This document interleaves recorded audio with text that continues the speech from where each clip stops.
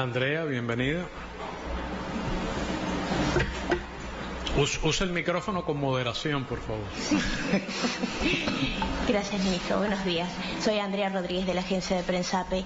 Ayer tuvimos la noticia de la autorización y de la donación de $2 millones por parte del gobierno de Estados Unidos hacia Cuba. Unos días antes se habló también de 43 uniformes especializados de bombero tras la explosión de Matanzas. 43.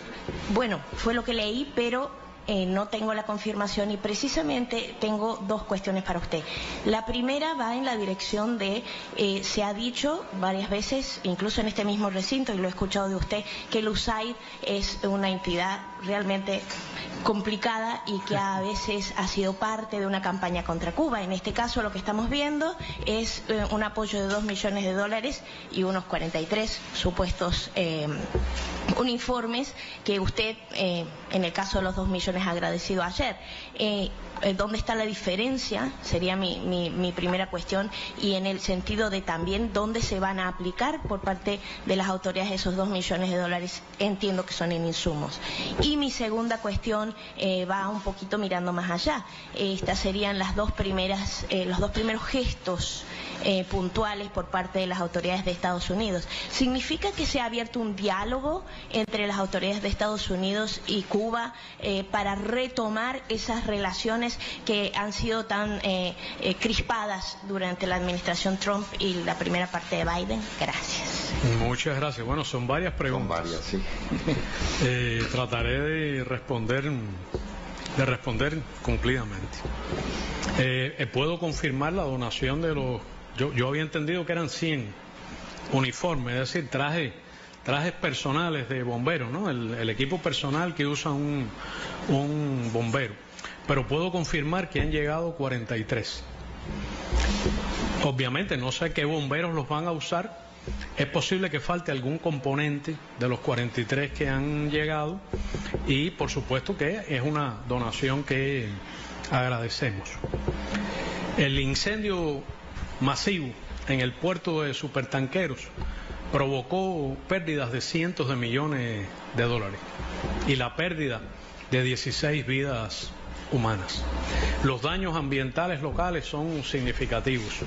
Las pérdidas solo en combustible superan los 100 millones de dólares. Fue un suceso que provocó consternación en el país.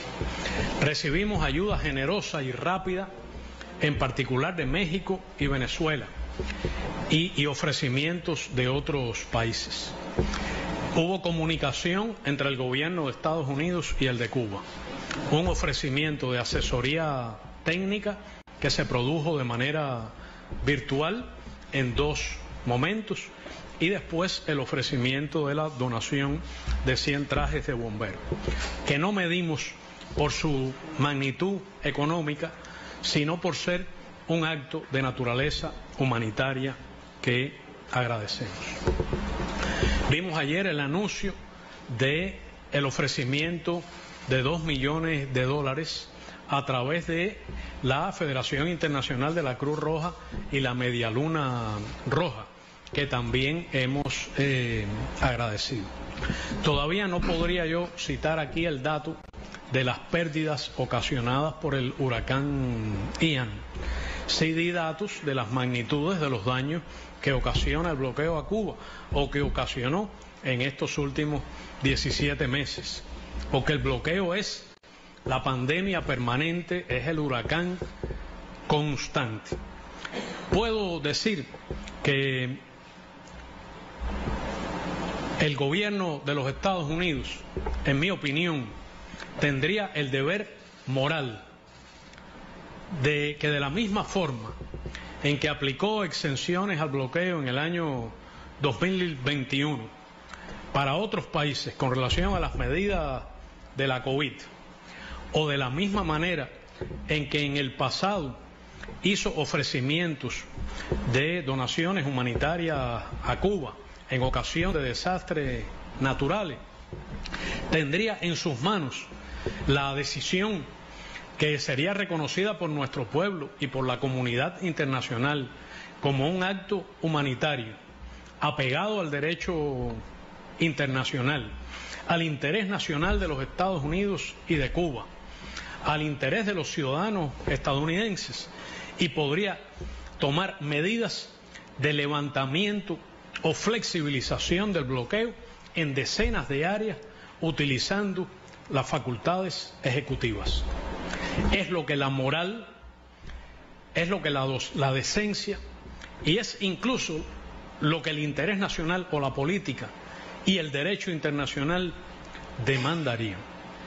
En el año 2001 se produjo el huracán Michelle y el presidente republicano de entonces, el presidente George W. Bush, ofreció asistencia humanitaria a Cuba. Y ese proceso llevó a las ventas de alimentos a Cuba, que sobreviven hasta hoy. Cuba llegó a comprar cientos de millones de dólares en alimentos en los Estados Unidos cuando las circunstancias del bloqueo no eran las actuales. Porque hoy lo que impide que Cuba compre más pollo en Estados Unidos es el bloqueo, que no es la mera prohibición de comprar pollo en Estados Unidos, sino es la denegación a Cuba de medicinas, de recursos en todos los ámbitos, de energía, de combustible. Es la persecución financiera que hace para Cuba imposible disponer del dinero, disponer de los recursos financieros para comprar más alimentos en ese mercado o en otros. Cuando se produjo el huracán Katrina, fue en el 2000, Johanna, en el 2004, Cuba hizo un ofrecimiento humanitario al gobierno de Estados Unidos. Lo había hecho antes, en el 2001 precisamente, cuando se produjo el ataque terrorista contra las Torres Gemelas y otras localidades en Estados Unidos. Cuba ofreció inmediatamente todos sus aeropuertos, ofreció plasma, ofreció ayuda, ofreció citrofloxacina. Cuando se produjeron los ataques de Antrax, donó efectivamente ciprofloxacina a la entonces sección de intereses de Estados Unidos en Cuba. En el 2004 ofreció personal médico, ofreció plasma, ofreció todas sus posibilidades para ayudar a Nueva Orleans en medio de esas dificultades devastadoras que ocasionaron cientos de muertos, pacientes abandonados en sus hospitales, personas tratando de huir en escenas verdaderamente terribles. Cuba hizo el ofrecimiento de todas sus opciones, creó el contingente de cooperación médica internacional. Henry Reef nombró a un prócer de la independencia cubana, ciudadano estadounidense, así a ese contingente. El Estado y la ciudad aceptaron la ayuda de Cuba, pero el gobierno federal decidió no hacerlo. Lo único que podría hacer el gobierno de los Estados Unidos en las condiciones de una pandemia, de crisis económica internacional, de la devastación del huracán Ian, sería cambiar su política contra Cuba, sería cesar la persecución de nuestras transacciones financieras, sería permitir que Cuba se reconstruya, sería permitir a las compañías norteamericanas ofrecer contratos a Cuba, sería en esencia lo que dicta la moral, lo que dicta la decencia, que es ante esas terribles circunstancias, si no puede levantar el bloqueo en su conjunto, porque requeriría una ley después de la codificación atroz y violenta que hizo la ley Helms-Burton, sería aplicar excepciones o exenciones humanitarias.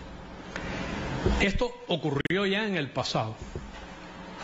Durante los años 2014-2016 se produjeron progresos en las relaciones bilaterales, en áreas incluso que no lo son, como la de las remesas que hasta hoy no llegan a Cuba, a pesar del anuncio, como la de los viajes individuales de los ciudadanos estadounidenses, a quienes se prohíbe hoy viajar a Cuba en violación de su libertad elemental de viajar o de recibir libre información.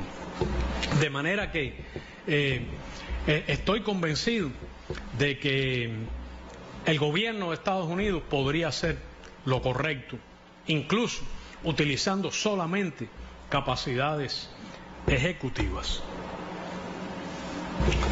Ha habido comunicación entre ambos gobiernos en relación con el anuncio que se hizo ayer, que efectivamente hemos agradecido.